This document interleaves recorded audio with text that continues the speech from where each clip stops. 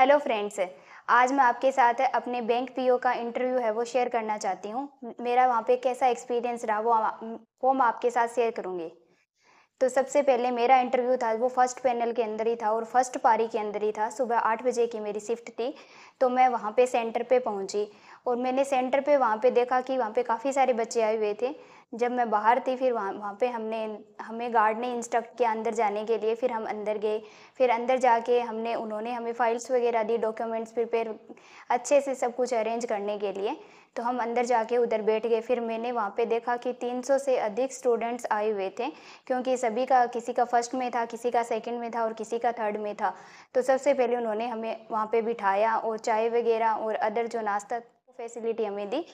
उसके बाद में मैंने वहाँ पे इतने स्टूडेंट्स को देखा तो मैं उनको देख के घबरा गई थी, क्योंकि मेरा फर्स्ट टाइम इंटरव्यू था। तो मेरे को इतना डर लग रहा था कि पता नहीं कैसे कैसे होगा। वैसे मैंने प्रिपेयर तो किया था इसलिए मैं कॉन्फिडेंट भी थी, पर मुझे ऐसे था कि अगर मेरे को अदर बैंकिंग के अंदर से कुछ पूछ लेंगे तो मैं कैसे बताऊंगी ये। ऐसे मेरे को डर भी लग रहा था और थोड़ी नर्वसनेस भी हो रही थी। और इतने सारे स्टूडेंट्स को देख के वैसे भी मुझे काफ़ी नर्वसनेस होने लगी। जैसे फिर उसके बाद में उन्होंने हमें, जैसे कि मेरा फर्स्ट सेशन के अंदर ही था, तो उन्होंने हमें अच्छे से उधर बिठा दिया।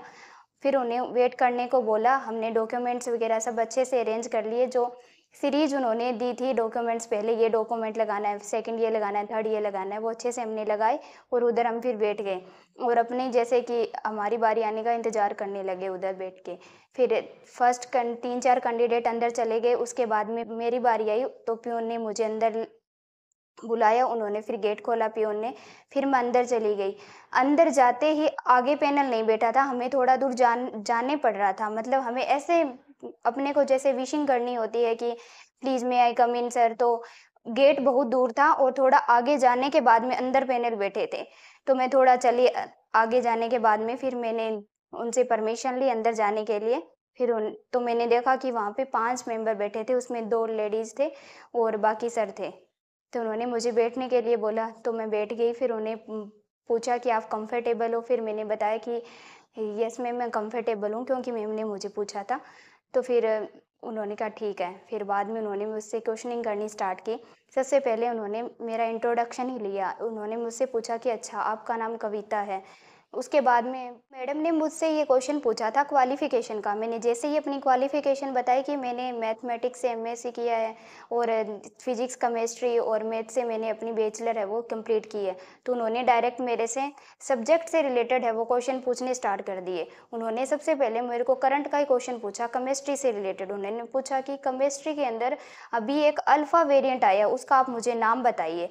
तो मुझे उसके नाम तो याद था, पर जो डिजिट्स उसके अंदर होती है, जैसे एटॉमिक नंबर वगैरह होते हैं, वो मुझे एग्जैक्ट याद नहीं था। तो मैंने नाम तो बता दिया। तो उन्होंने अंदर से पूछा कि अच्छा फिर इसका एटॉमिक नंबर बताइए हमें। फिर मैंने बताया कि मैम ये तो मुझे नहीं पता। फिर बोले कि चलो ठीक है। फिर उसके बाद में उन्होंने मेरे को फिजिक्स से रिलेटेड क्वेश्चंस पूछे, काफ़ी सारे फिजिक्स से रिलेटेड क्वेश्चन पूछे।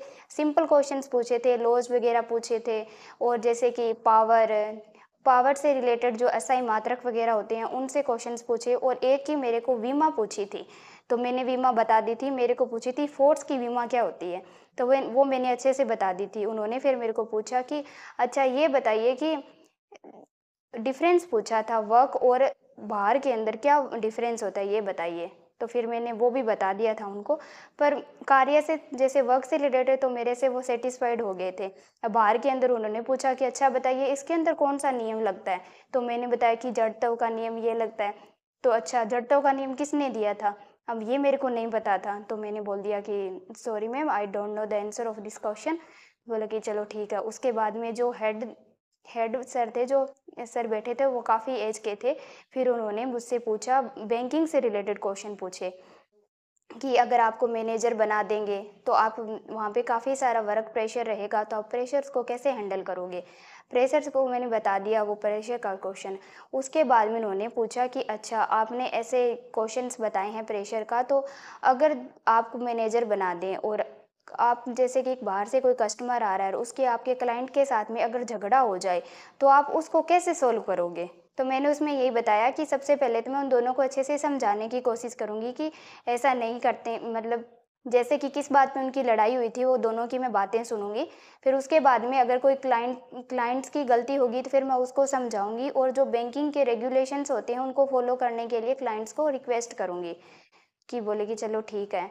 फिर बोले कि आप कहाँ तक जाना चाहते हैं हमारे साथ जुड़कर, क्या बनना चाहते हैं? फिर मैंने आंसर दिया कि डायरेक्टर की। अच्छा। फिर एसबीआई के बारे में उन्होंने पूछा, आईबीपीएस अथॉरिटी के बारे में पूछा कि आईबीपीएस के बारे में बताइए, ये क्या है? फिर मैंने उसके बारे में उनको बताया। फिर बैंकिंग में उन्होंने मुझसे नॉर्मल क्वेश्चन पूछे थे, जैसे कि repo rate, reverse repo rate, इन सब के बारे में पूछा और करंट में क्या चल रही है वो भी मुझसे पूछा। उसके बाद में अदर सर ने क्वेश्चंस पुट अप करने स्टार्ट किए। उन्होंने मुझसे पूछा कि अच्छा कविता, आपने अपनी हॉबीज़ बताई कि आप रीडिंग करते हैं बुक्स को, तो कौन सी बुक आप रीड करते हैं? तो मैंने बताया कि मैं मोटिवेशनल बुक्स रीड करती हूँ। तो रिसेंटली कौन सी बुक रीड की है? तो मैंने इकिगाई का नाम लिया था। तो उन्होंने पूछा, अच्छा इकिगाई बुक है वो किसने लिखी है? तो मुझे ऑथर का नाम या पता था, वो मैंने बता दिया कि अच्छा तो ये ऑथर है कहाँ का, ये भी बताइए। ये मुझे नहीं पता था, तो मैंने बोला कि नहीं सर, ये मुझे नहीं पता। कि अच्छा तो ये कहाँ की बुक है? मैंने बोला जापान की बुक है। तो सर बोले कि अच्छा थोड़ा कॉमन सेंस यूज़ करना चाहिए, तो ऑथर भी जापान का होगा। मैंने कहा ओके सर। फिर उसके बाद में उन्होंने मुझसे पूछा कि अच्छा आप म्यूजिक भी सुनते हैं, तो कौन से सिंगर के म्यूजिक सुनते हैं? मैंने बोला कि सभी के सुन लेती हूँ। कि अच्छा इंडियन ही सुनते हैं या फिर बाहर बाहर के भी सुनते हैं? तो मैंने बताया कि मैंने बीटीएस का नाम लिया। तो उन्होंने पूछा उनके नाम बताइए सभी के। तो दूसरी मैडम ने पूछा, अच्छा सर आपको पता है उनके नाम? तो बोले कि अपने तो इंटरनेट से चेक कर लेंगे। तो फिर बाद में मैंने उन सभी के नाम बताए कि अच्छा चलो ठीक है। उसके बाद में उन्होंने मेरे से अपनी मैथमेटिक्स के 1-2 क्वेश्चन्स पूछे थे। डायरेक्ट ऐसे स्क्वायर पूछी थी कि अच्छा बताइए 19 की क्या स्क्वायर होती है? 31st की क्या स्क्वायर होती है? ये तो नॉर्मल क्वेश्चन पूछेगी। अच्छा मैथमेटिक्स में आपने एमएससी कर लिया, आपके अच्छे मार्क्स हैं, तो फिर आपने आगे नेट जेआरएफ क्यों नहीं किया? तो फिर मैंने उनको बताया कि मैंने नेट जेआरएफ इसलिए नहीं किया क्योंकि मेरे को बैंकिंग फील्ड के अंदर ही आना था और इसके अंदर नेट जेआरएफ की रिक्वायरमेंट नहीं है। तो कि अच्छा आपको बैंकिंग में ही आना, तो ये तो आप फिर ग्रेजुएशन बेस पे भी कर सकते हो।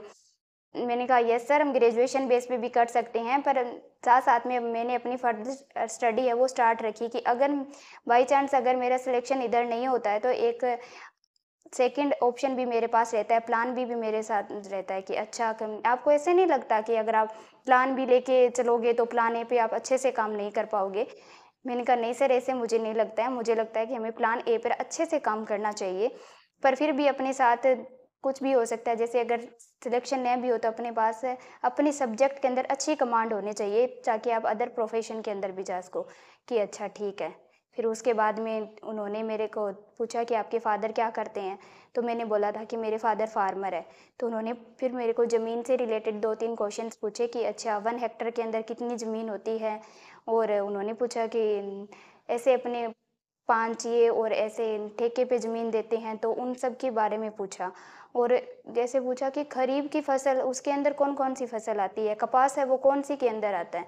तो मैंने वो सब उनको बता दिया। फिर वापस से एक मैडम ने मुझसे क्वेश्चन पुट अप किए, वो इकोनॉमिक्स से थे, तो उन्होंने मुझसे बैंकिंग से रिलेटेड क्वेश्चन पूछे कि अच्छा बताइए मॉनेटरी पॉलिसी के बारे में आप जानते हैं? तो मैंने बोला यस मैम मैं जानती हूँ। तो ठीक है, इनके बारे में कुछ बताइए। तो उनके बोले कि ये कितने टाइप्स की होती है? मैंने बता दिया 2 टाइप्स की होती है, कॉन्ट्रैक्शनरी, एक्सपेंशनरी। फिर उसके अंदर पूछा कि अच्छा आरबीआई कैसे कंट्रोल करता है मॉनेटरी पॉलिसी को? फिर मैंने वो पूरी डिटेल्स बता दी कि कैसे-कैसे कॉन्ट्रैक्शनरी और एक्सपेंशनरी के अंदर करते हैं। जैसे कॉन्ट्रैक्शनरी के अंदर इन्फ्लेशन को कंट्रोल करता है, एक्सपेंशनरी के अंदर रिसेशन को कंट्रोल करता है। वो सब मैंने बता दिया। फिर उन्होंने पूछा था कि आपने बताया कि सीआरआर, एसएसआर, एसएलआर इतनी-इतनी होती है, तो ये इनके बारे में डिटेल दीजिए कि ये क्या होती है? फिर मैंने वो भी बता दिया। फिर उन्होंने इकोनॉमिक्स से रिलेटेड 1-2 क्वेश्चन्स पूछे थे, जो मेरे को अभी रिकॉल नहीं हो रहे हैं, मेरे को उनके आंसर नहीं आए थे क्योंकि काफ़ी डीप में क्वेश्चन्स थे। इस तरह से मेरा इंटरव्यू, उन्होंने बोला कि ठीक है, आपका इंटरव्यू यहीं पे ओवर होता है, आप जा सकते हैं। फिर उन्होंने जाते वक़्त जैसे ही मैं जाने लगी तो उन्होंने वहाँ पे टॉफ़ी थी, तो जो मेन हेड थे उन्होंने मुझे एक टॉफ़ी दी और फिर मैं वहाँ से चली आई। इस तरह से ओवरऑल इंटरव्यू मेरा अच्छा गया था क्योंकि मैंने जो प्रिपरेशन है वो पीडी क्लासेस से ली थी और सर ने मुझे बहुत अच्छे से ट्रेंड किया था। मैं वहाँ पे गई थी तब मेरे को कुछ भी नहीं आता था। मतलब नॉर्मल मैं क्वेश्चंस के आंसर भी नहीं दे पा रही थी, स्ट्रेंथ, हॉबीज़ के आंसर भी अच्छे से नहीं दे पा रही थी। तो उन्होंने मुझे अच्छे से सिखाया कि कैसे आप क्वेश्चंस को आंसर देना है, कैसे आपको बैठना है और कैसे अपने बॉडी पोस्चर को रखना है। सबसे मेन बात ये सिखाई, और उसके बाद में उन्होंने नॉर्मल्स जो प्रोफेशनल्स आंसर्स होते हैं वो मेरे को लिखवाए थे। तो मैं इस सारा क्रेडिट आपको पर्सनैलिटी डेवलपमेंट क्लासेस को देना चाहती हूँ।